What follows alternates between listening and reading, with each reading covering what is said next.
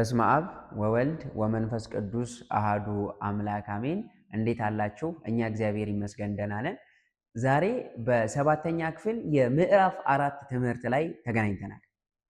የምዕራፍ 4 ትምህርታችን የሚጀምረው ስም ብሎ ነው። ስም ምንድነው የሚለውን ነገር እንመለከታለን። እንደምናውቀው ስም መጠሪያ ነው። የማንኛውም ነገር መጠሪያ ነው። ስለዚህ ስም መጠሪያ ከሆነ ስንት አይነት ስሞችስ ይኖሩናል የሚለውን ነገር አብረን እንመለከታለን ማለት ነው። ስለዚህ ክፍላተ ስም ወይም ደግሞ የስም ክፍሎችን እንመለከታለን። የመጀመሪያው ስመ ኩሉ ነው። ስመ ኩሉ ወይም ደግሞ የወል ስም የምንለው ነው። የወል ስም ወይም ደግሞ ስመ ኩሉ የምንለው ነው የምንመለከተው ማለት ነው። እነዚህ የሰዎችን ወይም ደግሞ የነገሮችን ስብስብ የሚናገር ስም ነው ወይም ደግሞ የምንጠራበት ስም ነው። ለምሳሌ ሰብ እንላለን። ሰብ ማለት ምንድነው? ሰው። ስለዚህ ሰው ስንል ግን ብዙ ነው አይደል? ወንድ አለ፣ ሴት አለ፣ ትልቅ አለ፣ ትንሽ አለ፣ ቀይ አለ፣ ጥቁር አለ፣ ብዙ አይነት ሰው አለ። ስለዚህ ሰብ ስንል ይሄኛው ራሱ ምንድነው? ስመ ኩሉ ወይም ደግሞ የወል ስም ነው ማለት ነው። ቤት ስንት አይነት ቤት አለ? ብዙ አይነት ቤት አለ አይደል? ስለዚህ ቤት ስንል ራሱ የወል ወይም ደግሞ ስመ ኩሉ ነው ማለት ነው። ሁለተኛው ስመ ተጸውኦ የምንለው ነው። ጸውአ ማለት ምን ማለት ነው? ጠራ ማለት ነው። ስመ ተጸውኦ ማለት የመጠሪያ ስም። የእናንተ ስም ማን ነው? ስለዚህ የእያንዳንዳችን ስም ስመ መጠሪያ ነው አይደለ? የመጠሪያ ስም ነው። ኢትዮጵያ ስንል የሀገር ስም ነው። ሀገራችን የምትጠራው ኢትዮጵያ በሚለው ስም ነው። ከበደ ስንል፣ ማርያም ስንል ስም መጠሪያ ነው አይደለ? መጠሪያ ነው። ስለዚህ ስመ ተጸውኦ የምንለው ሁለተኛው የስም ክፍል ነው። ሶስተኛው ደግሞ ስመ እንግልጋ ይባላል። ስመ እንግልጋ ወይም ደግሞ የጥቅል ስም።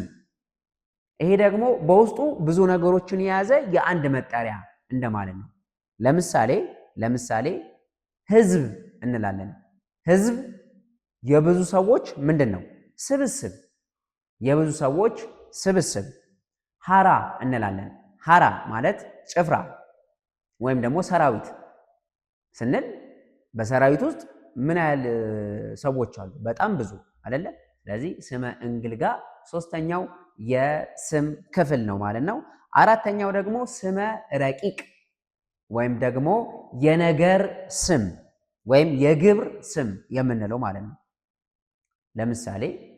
ለምሳሌ አእምሮ፣ እውቀት ስንል እነዚህ ነገሮች ምንድን ናቸው?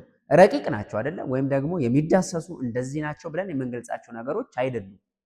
ድንቁርና ስንል እነዚህ ነገሮች ምንድን ናቸው ማለት? ረቂቅ ናቸው አይደለ? ስለዚህ እንደዚህ አይነት ረቂቅ የሆኑ ነገሮችን ለመግለጽ የምንጠቀምበት የስም አይነት ምን ይባላል ማለት ነው? ስመ ረቂቅ ተብሎ ይጠራል ማለት ነው። መልካም።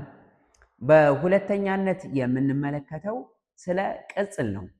በአማርኛ ገላጭ የምንለው ማለት ነው። ገላጭ የምንለው ጥሩ። ቅጽል ስንል የሚወጣው ከግስ ይወጣል። ለምሳሌ ከብረ ስንል ከበረ ማለት ነው። ከብረ ከሚለው ክቡር የሚል ስም ይወጣል። ለምሳሌ ክቡር እከሌ፣ ክብርት እከሊት እንላለን አይደለ? ስለዚህ ክቡር ስንል ገላጭ ነው። ያ ሰው ምን አይነት ሰው ነው ማለት ነው? ክቡር ነው ወይም ደግሞ የተከበረ ነው። ግን ይሄ ክቡር የሚለው ቅጽል የወጣው ከምንድን ነው? ከብረ ከሚለው የግዕዝ ግስ ነው ማለት ነው። በነገራችን ላይ ልብ ማለት የሚገባን ነገር ስሞች የሚወጡት ቅጽሎች የሚወጡት ከምንድን ነው? ከግስ ነው። ለዚህ ነው በተለያዩ የቋንቋ ትምህርቶች ላይ የሆነን ቃል እንደዚህ ከሚባል ግስ ነው የተገኘው፣ እንደዚህ ከሚባል ስም ነው የተገኘው እንላለን። በግዕዝ ላይ ግን ይሄ ቃል የመጣው እንደዚህ ከሚባል ግስ ነው ብለን እንናገራለን። ባለፈው ለምሳሌ በመጀመሪያው ትምህርታችን ታስታውሱ እንደሆነ ግዕዝ የሚለው ቃል የወጣው አግዓዘ ከሚለው የግዕዝ ግስ ነው ብለን ተነጋግረን ነበር። ልክ እንደዛ ሁሉ ቅጽሎችም የሚወጡት ከግስ ነው ማለት ነው። ምን ያህል ቅጽሎች ይኖሩናል? እንዴትስ እንለያቸዋለን የሚለው የምዕራፍ 4 ሁለተኛው ክፍል ትምህርታችን ነው ማለት ነው። ስለዚህ በቀጣይ ቅጽሎችን በደንብ እንመለከታለን። ስለነበረን ጊዜ የእግዚአብሔር አምላካችን ስም የተመሰገነ ይሁን። እንደተለመደው ጥያቄና አስተያየት ካላችሁ በመራሄ ብርሃናት ሰንበት ትምህርት ቤት በማንኛውም ሚዲያ ላይ ማስቀመጥ ትችላላችሁ ማለት ነው። ሰላም ቆዩ።